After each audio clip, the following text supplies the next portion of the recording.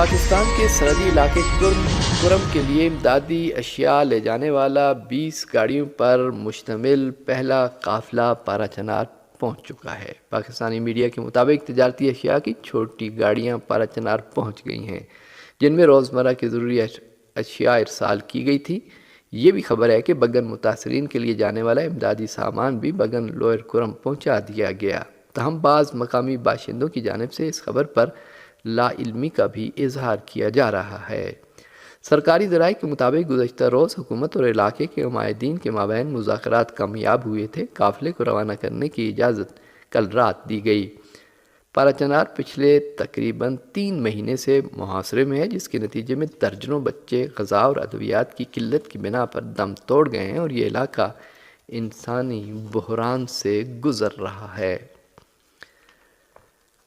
ہندوستان کی ریاست آندھرا پردیش کے تروپتی مندر میں بھگدڑ مچنے سے 6 لوگوں کی موت واقع ہو گئی، جبکہ 40 افراد کے زخمی ہونے کی اطلاع ہے۔ اس حادثے میں 6 افراد شدید زخمی بھی ہوئے۔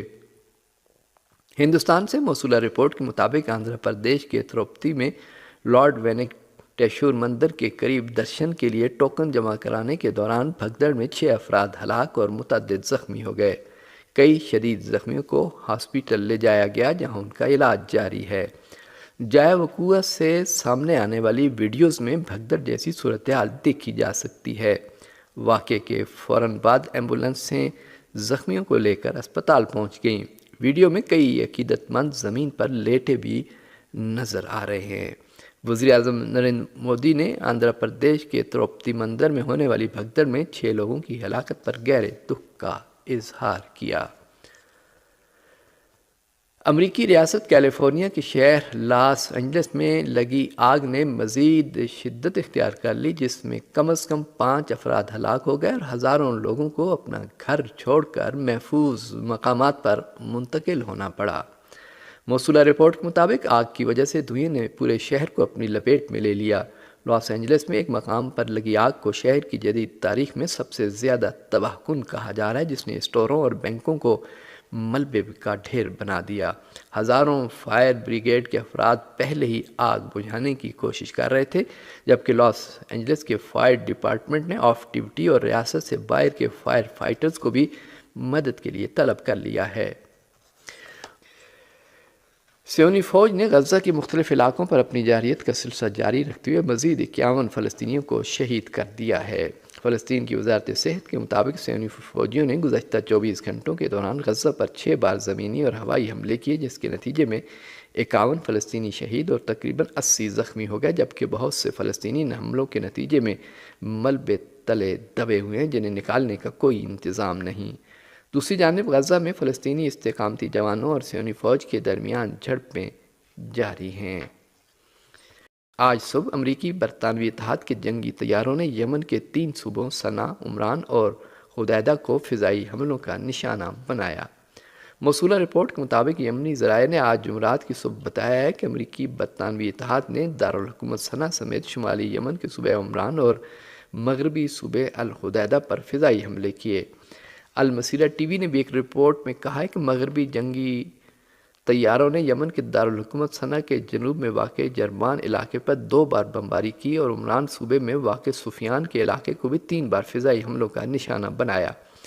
یمنی ذرائع نے صوبہ الحدیدہ کے اللحیہ پر بھی امریکی برطانوی اتحاد کے فضائی حملے کی خبر دی ہے۔ صنعا میں المیادین کے نامہ نگار نے خبر دی ہے کہ صنعا اور عمران صوبوں پر امریکی اور برطانوی حملہ بحیرہ احمر میں جنگی جہازوں سے داغے گئے میزائلوں کے ذریعے سے کیا گیا۔ استقامتی محاذ کے مجاہدوں نے غاصب اسرائیلی فوجیوں کے خلاف زبردست کارروائی کرتے ہوئے 36 اسرائیلی فوجیوں کو ہلاک اور زخمی کر دیا۔ صہیونی حکومت کے ذرائع ابلاغ نے اطلاع دی ہے کہ غزہ کی پٹی میں گزشتہ 24 گھنٹوں کے دوران ہونے والی جھڑپوں اور بیت حانون شہر میں القسام بریگیڈ کے 2 گھات لگائے حملوں میں 6 صہیونی فوجی ہلاک اور 30 سے زائد زخمی ہو گئے۔ بدھ کی رات صہیونی حکومت کے ذرائع ابلاغ نے غزہ میں ایک بم دھماکے میں فوجیوں کی ہلاکت کا اعتراف کیا۔ صہیونی حکومت کے ذرائع ابلاغ نے خبر دی ہے کہ غزہ میں ایک دیسی ساختہ بم کے پھٹنے سے حکومت کے فوج کے 3 دیگر فوجی ہلاک اور متعدد زخمی ہو گئے۔ اس سے قبل میڈیا ذرائع نے غزہ کی پٹی میں استحکامتی محاذ کے ہاتھوں اسرائیل کے کئی ٹینکوں کے تباہ ہونے اور فوجیوں کے ہلاک ہونے کی خبر دی تھی۔ صہیونی ریڈیو نے بھی اعلان کیا ہے کہ شمالی غزہ کی پٹی میں 3 ماہ سے زیادہ عرصہ قبل شروع ہونے والی کارروائیوں میں 46 صہیونی فوجی اور آفیسر ہلاک ہوئے ہیں۔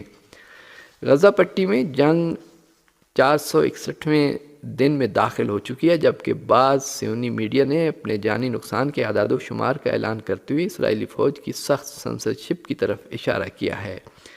صہیونی میڈیا نے اس سے قبل انکشاف کیا تھا کہ اسرائیلی فوج کی طرف سے اعلان کردہ زخمیوں کی تعداد اس حکومت کے ہسپتالوں کے فراہم کردہ اعداد و شمار سے بہت مختلف ہے۔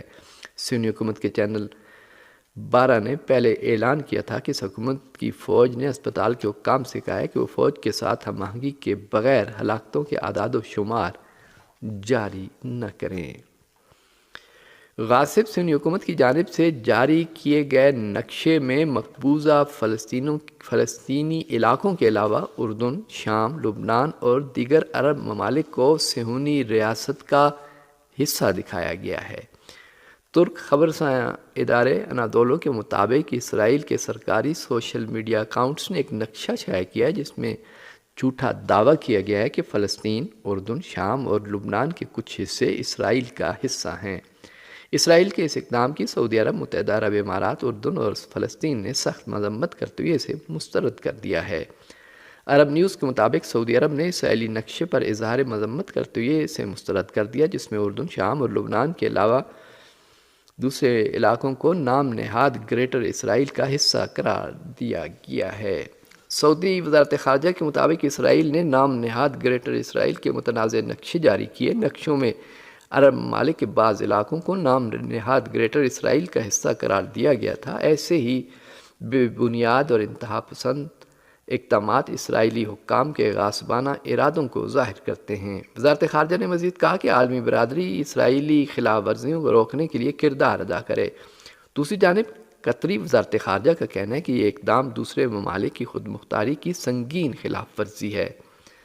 واضح ہے اب تک جو ممالک اسرائیل کے ساتھ سفارتی تعلقات برقرار کر رہے تھے وہ یا تو اس سازش سے بے خبر تھے یا پھر امریکا کے شدید دباؤ میں آ کر انہوں نے اسرائیل کے ساتھ سفارتی تعلقات برقرار کیے۔ بہرحال ان سب کے لیے اب یہ خطرے کی گھنٹی ہے، اس لیے کہ گریٹر اسرائیل کا منصوبہ بہت پرانا ہے اور اسرائیل اس پر کافی عرصے سے عمل پیرا ہے۔ تاہم اب ان ممالک کو بیدار ہو جانا چاہیے جو اسرائیل کے ساتھ سفارتی تعلقات برقرار کرنے جا رہے تھے۔ اور آخر میں یہ خبر کہ فجر فلمی میلے کی منتخب اور انعام یافتہ فلم کو پاکستان میں بھی سینما گھروں میں دکھایا جائے گا۔ اسلام آباد سے ہمارے نمائندے کی رپورٹ کے مطابق پاکستان میں ایرانی فلم دکھائے جانے کا یہ اقدام دونوں ملکوں کے ثقافتی تعلقات کی تقویت کے دائرے میں عمل میں لایا جا رہا ہے۔ کراچی میں ایران کے خانہ فرنگ کے ڈائریکٹر سعید طالبی نیا نے اس خبر کا اعلان کرتے ہوئے کہا ہے کہ اس سلسلے میں سائپیکس اور سورا فلم کے درمیان ایک مفاہمت پر دستخط ہو چکے ہیں، جس کی وجہ سے ایران اور پاکستان کے ثقافتی تعلقات کو مزید فروغ ملے گا۔ ایرانی ہدایت کار بابک خواجہ پاشا کی فلم در آغوش درخت پاکستان کے دارالحکومت اسلام آباد سمیت کراچی اور لاہور کے 14 سینما گھروں میں ایک ساتھ دکھائی جائے گی۔